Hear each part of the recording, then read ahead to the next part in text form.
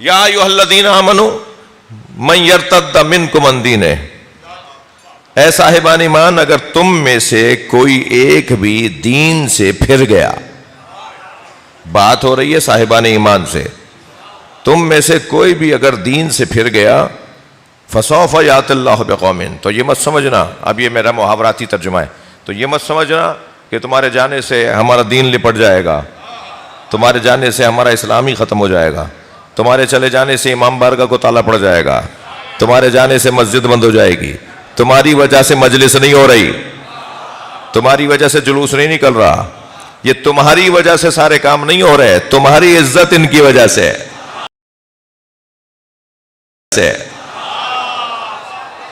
تمہارا مقام ان کی وجہ سے ہے۔ فسوف یأتی اللہ بقوم، اللہ پھر کسی اور کو لے آئے گا، اگر تم چھوڑ کر چلے گئے تو تمہارے جانے سے کوئی فرق نہیں پڑے گا۔ کیسا آئینہ دکھایا ہے اللہ نے، بھائی صلوات پڑھ لیں محمد و آل محمد۔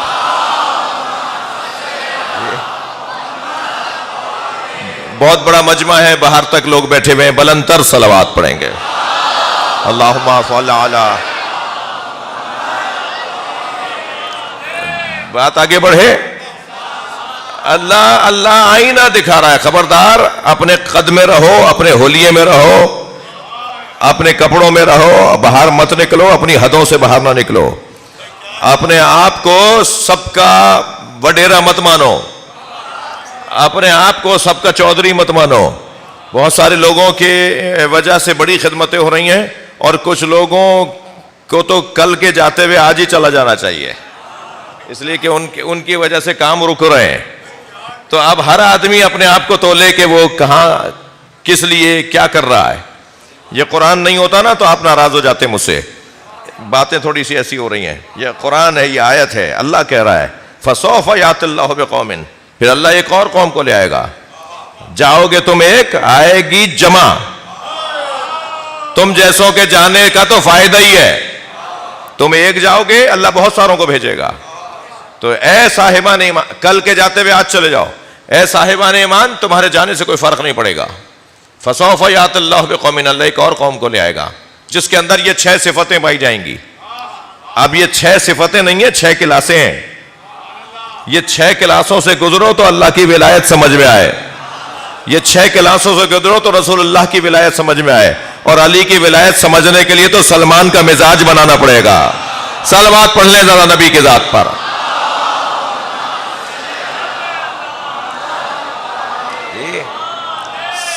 سب سے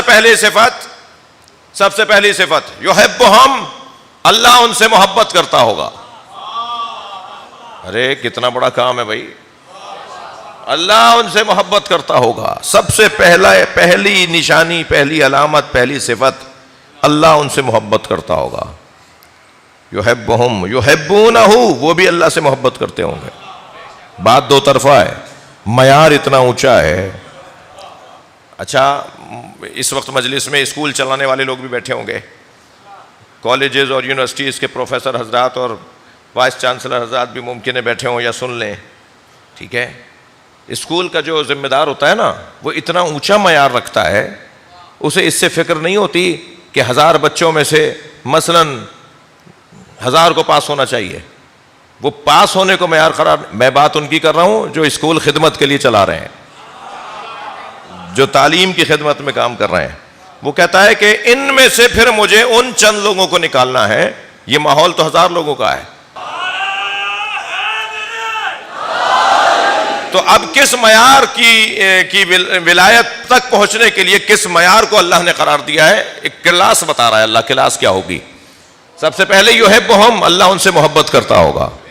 اللہ کی محبت کے تقاضے اور ہیں، اور بندے کی محبت کے تقاضے اور ہیں۔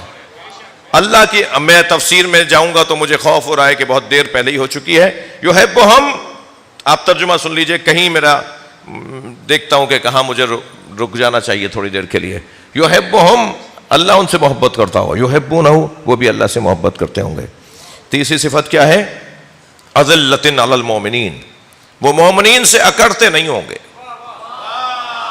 مومنین سے لڑتے نہیں ہوں گے، وہ مومنین سے تکبر نہیں کریں گے۔ کیسا قاعدہ ہے؟ مومن رحماء بینہم، جن کی ایک صفت یہ ہے کہ وہ آپس میں رحیم ہے، آپس میں مہربان ہے. سارا زور، ساری طاقت، سارے پیسے، سارا بازو کا دم اپنوں پہ ہی نکالنا ہے. تم میں جرت ہے تو جاؤ اسرائیل، جا کے یہودی سے لڑو. تم جا کر لڑو ان لوگوں سے کہ جو مسلمانوں کو پریشان کیے ہوئے ہیں.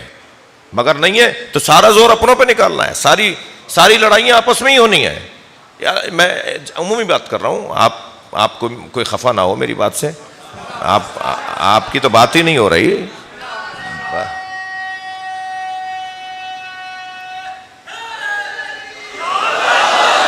اذلۃ علی المؤمنین، مومنین کے سامنے خاکسار.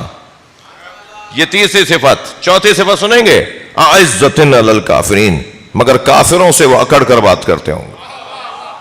جی یہ چوتھی صفت. پانچویں صفت سنیں، یجاہدون فی سبیل اللہ، مسلسل اللہ کی راہ میں جہاد کرنے والے. ہاتھ پر ہاتھ رکھ کر بیٹھنے والا علی والا نہیں ہوتا.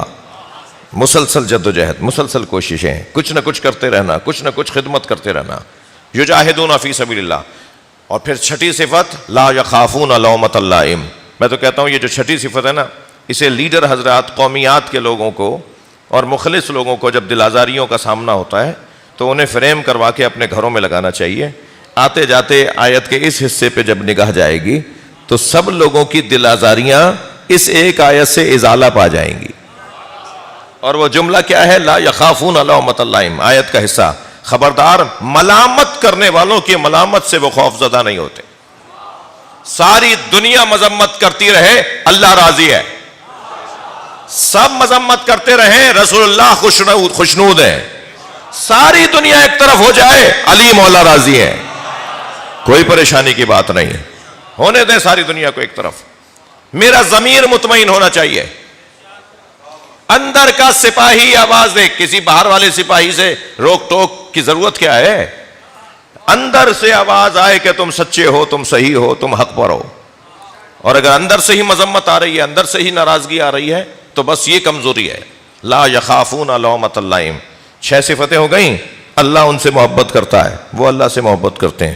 اس معیار کا وجود کون ہو سکتا ہے؟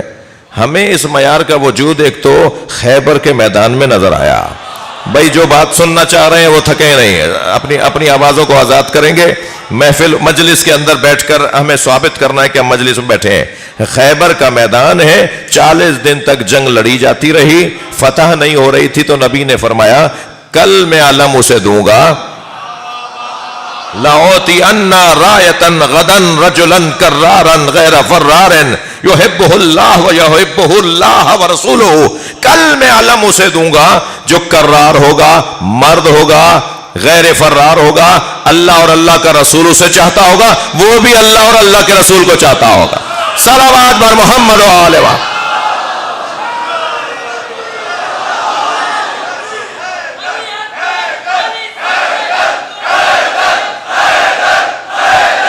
ماشاءاللہ ماشاءاللہ. بلندتر صلوات نبی اور آل نبی پر. اللہم صل علی محمد و آل محمد.